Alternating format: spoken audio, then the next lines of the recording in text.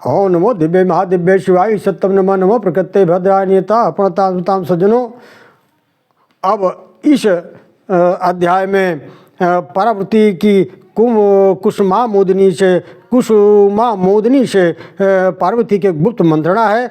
पार्वती का तपस्या में निरत होना है और आदि दैत्य का पार्वती के रूप धारण करके शंकर के पास जाना और मृत्यु को प्राप्त होना है। पार्वती द्वारा वीरक को शाप देने की कथा है। आइए चलते सीधा कथा की तरफ। सूत जी कहते हैं, ऋषियों, आगे बढ़ने पर पार्वती ने श्रृंगार से विभूषित कुसुमा मोदनी देवी को आते देखा, जो पार्वती की माता मेना की सखी और पर्वत राज की प्रधान देवता थी। उधर पार्वती को देखकर कुसुमा मोदनी का भी मन स्नेह से व्याकुल हो उठा। तब उन देवताओं ने पार्वती का आलिंगन कर उच्च स्वर से पूछा, बेटी कहाँ जा रही हो? तत्पश्चात गिरिजा ने उन देवी से शंकर जी के प्रति उत्पन्न हुए अपने क्रोध का वर्णन किया और फिर मात्र तुल्य हितैषणी देवता से इस प्रकार ने कहा। उमा बोली, आनंदित, आप मेरे पिता पर्वतराज हिमांचल की देवता हैं, अतः यहाँ नित्य निवास करती हैं।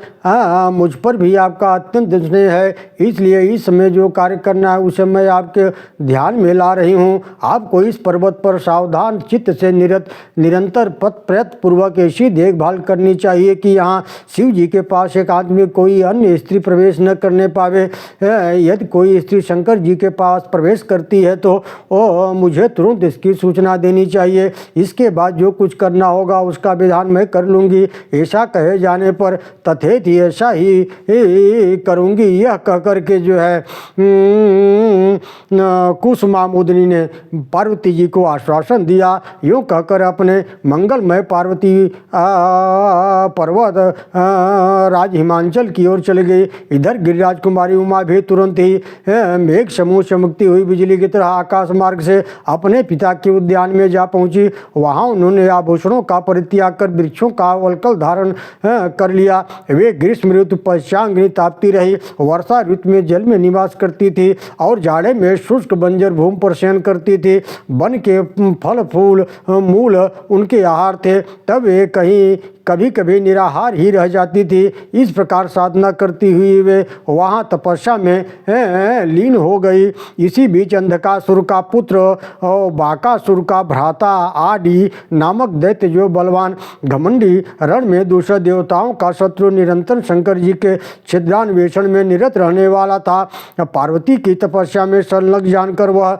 अपने पिता के वध का बदला लेने के लिए युद्ध स्थल में सभी देवताओं को पराजित कर त्रिपुरहंता शंकर जी के नगर में आ धमका। वहां आकर उसने वीरक को द्वापर देखा। तब वह पूर्व काल में ब्रह्मा द्वारा दिए गए अपने वरदान के विषय में सोच विचार करने लगा।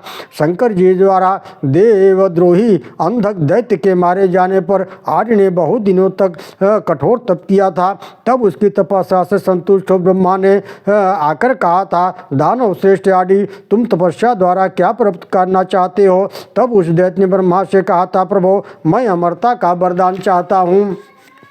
तब ब्रह्मा ने कहा था, दानव सृष्ट में कोई भी मनुष्य मृत्यु से रहित नहीं है। ब्रह्मा से कहा था, यथासंभव तब जब मेरे रूप का परिवर्तन हो जाए तब मेरी मृत्यु हो, अन्यथा मैं अमर बना रहूं। ब्रह्मा ने प्रसन्न होकर उससे कहा था कि ठीक है, जब तुम्हारे रूप का दूसरा परिवर्तन होगा तभी तुम्हारी मृत्यु होगी, अन्यथा नहीं होगी। महाबली दैत्यपुत्र आदि अपने को अमर मानने लगा था। उस समय उसने अपने मृत्यु के उस उपाय का स्मरण करके वीरक के दृष्ट मार्ग से बचने के लिए सर्प का रूप धारण कर लिया और एक बिल में प्रविष्ट हो गया। फिर वह परम दुर्जय दानव गणेश्वर वीरक के दृष्ट पथ को बचाकर उनमें भगवान शंकर के पास जा पहुंचा।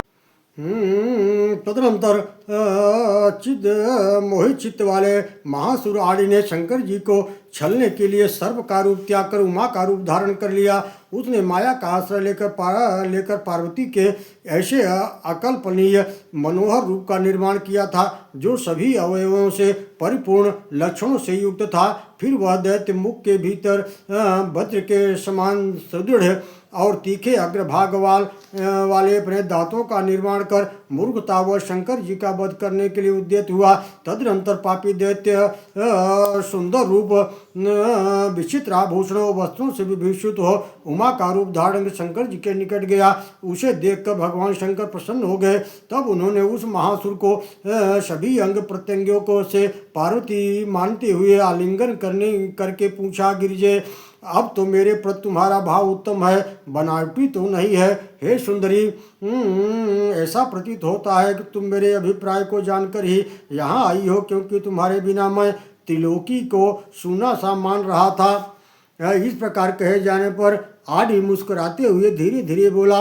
वह त्रिपुरहंता शंकर जी द्वारा पार्वती के शरीर में लक्षित किए गए चिन्ह को प्रायः नहीं जानता था।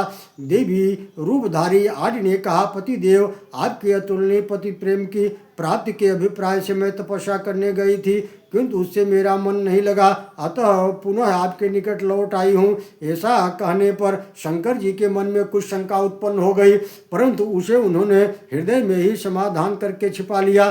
फिर वे मुस्कुराते हुए बोले, सूक्ष्मांगे, तुम तो मुझ पर कुपित होकर तपस्या करने गई थी न? यदि साथ ही तुम स्वभाव से ही प्रतिज्ञा वाली हो, फिर बिना मनोरथ सिद्ध किए यहाँ कैसे लौट आई हो? यह क्या बात है? इससे तो मुझे संदेह हो रहा है। ऐसा विचार कर शंकर जी पार्वती के उस लक्षण का स्मरण करने लगे जिसे उन्होंने पार्वती के शरीर के बाएं भाग में बालों को घुमाकर पद्म के रूप में बनाया था, परंतु वह उन्हें दिखाई न पड़ा।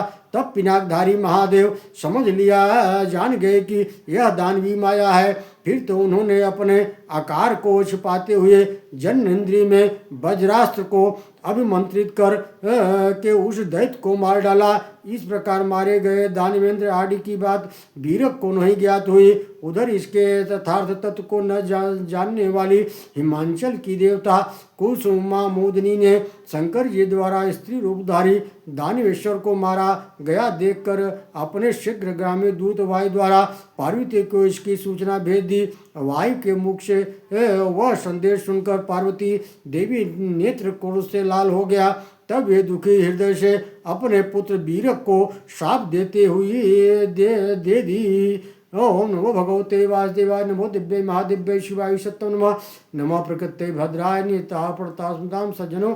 इस तरह से यह अध्याय यहीं समाप्त होता है। मैं पुनः पार्वती और शिव जी के शंकर जी की दूसरे अध्याय की कथा लेके आपके सामने प्रस्तुत हो रहा हूँ। ओम नमो भगवते वासुदेवाय।